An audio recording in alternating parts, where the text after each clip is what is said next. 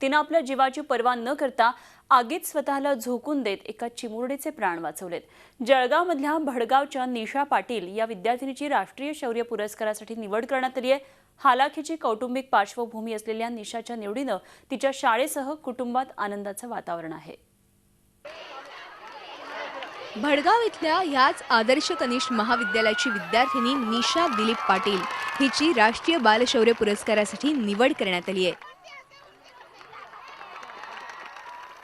निवडीचं पत्र शाळेला प्राप्त होताच विद्यार्थिनींनी जल्लोष केला।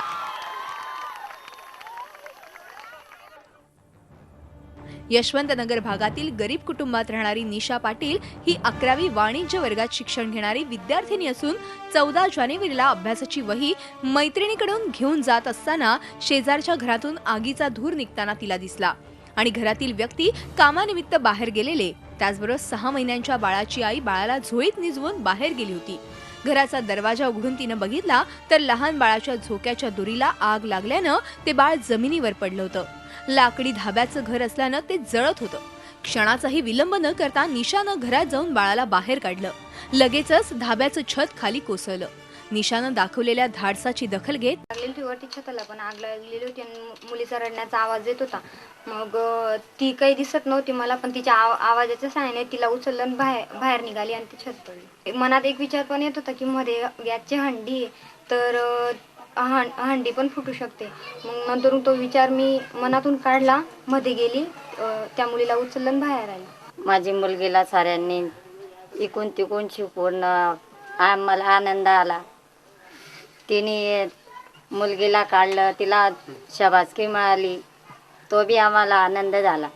तिला सैन्य झालं, तिच्यामुळे ती आगात कुदली आणि त्या बाळाला बाहेर काढलं। निशानं दाखवलेलं शौर्य हे शाळेच्या दृष्टीनं मानाची बाब आहे। तिच्या धाडसाचं कौतुक राष्ट्रीय पुरस्कारानं झाल्यानं शाळेच्या व्यवस्थापनानं निशा पाटीलचं यश हे शाळेचा सन्मान असल्याचं म्हटलंय। निशाचं कार्य सर्व विद्यार्थ्यांना प्रेरणादायी ठरतंय। भविष्यामध्ये ही आमची निशा काहीतरी करणार याची मला निश्चित खात्री आहे। निशाचा हा पुरस्कार साऱ्या विद्यार्थ्यांना, साऱ्या महाराष्ट्रीय विद्यार्थिनींना त्या ठिकाणी प्रेरणादायी ठरेल आणि प्रत्येक विद्यार्थिनी या ठिकाणी बेटी बचाओ बेटी पढाओ हा जो खऱ्या अर्थाने शासनाने सुरू केलेला सन्मान आहे तो आज या निमित्ताने आमच्या ह्या निशाला मिळालेला आहे। ही आमच्यासाठी गौरवास्पद त्या ठिकाणी बाब आहे। महाराष्ट्र राज्यातून एकमेव शौर्य पुरस्कार निशा पाटीलला जाहीर झालाय। ह्या पुरस्काराचं 26 जानेवारीला पंतप्रधान नरेंद्र मोदी यांच्या हस्ते नवी दिल्ली इथे वितरण होणार आहे। विकास भदाणेसह bureau report, Zee media, Jalgaon. औरंगाबादच्या हर्सुल कारागृहात एक अनोखा ऋणानुबंध पाहायला मिळाला। खरं तर हे नातं बाप लेक नवरा बायको असंच होतं, मात्र या दिवसाचं महत्त्व काही औरच होतं। कारागृहाच्या भिंतीआड जगणाऱ्या कैद्यांना त्यांच्या कुटुंबियासोबत भेटण्याची सोय कारागृह प्रशासनानं केली होती।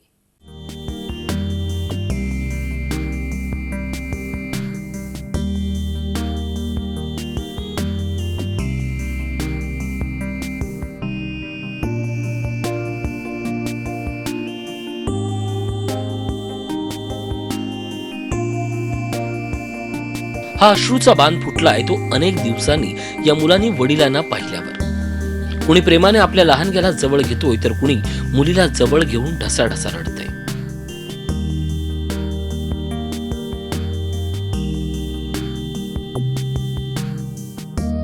तर कुठे मुलींचेच अश्रू वाहत आहेत। मात्र हे सगळे अश्रू दुःखाचे नाहीयेत तर आनंदाचेही आहेत। ही जागा आहे औरंगाबादचं मध्यवर्ती कारागृह।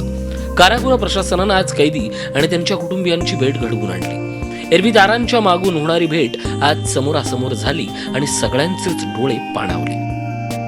त्यांच्या चेहऱ्यावरचा आनंद अगदी ओसंडून वाहत होता। त्यात वडिलांच्या भेटीसाठी आलेल्या 2 मुलींचा वाढदिवसही होता। जेल प्रशासनानं तातडीनं केकची सोय करत या कुटुंबियांसाठी वाढदिवसही अविस्मरणीय केला। बापानं केक भरवला आणि मुलीच्या डोळ्यातून अश्रू भळाभळा वाहू लागले।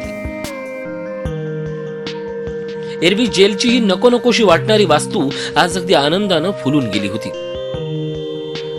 महानिरीक्षक साहेब यांच्या गळाभेटीच्या उपक्रमातून आज मला माझ्या मुलीसोबत इथे आतमध्ये त्या खिडकीच्या पलीकडून जी भेट होत होती आमची, म्हणजे माझ्या मुलीला स्पर्श करू शकत नव्हतो मी.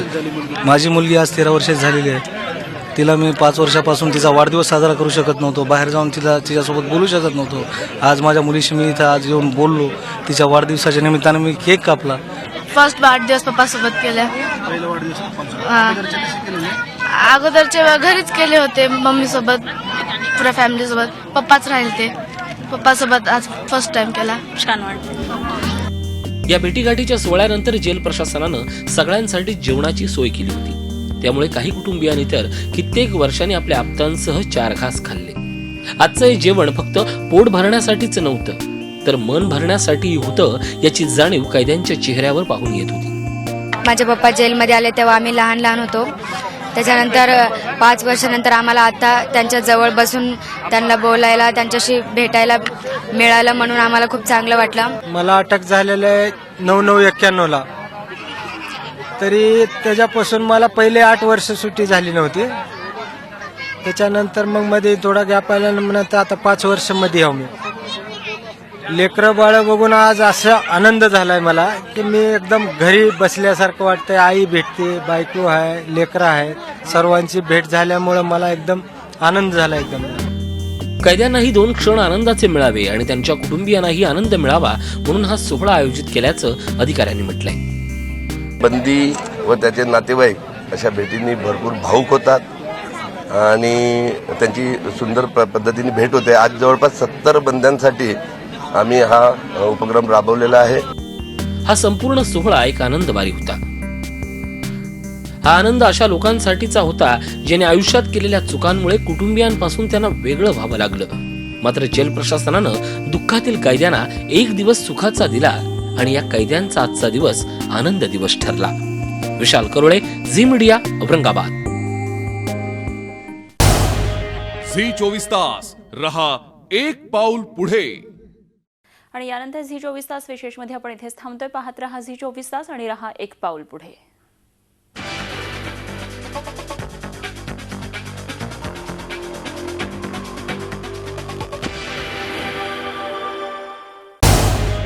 झी 24 तास रहा एक पाऊल पुढे.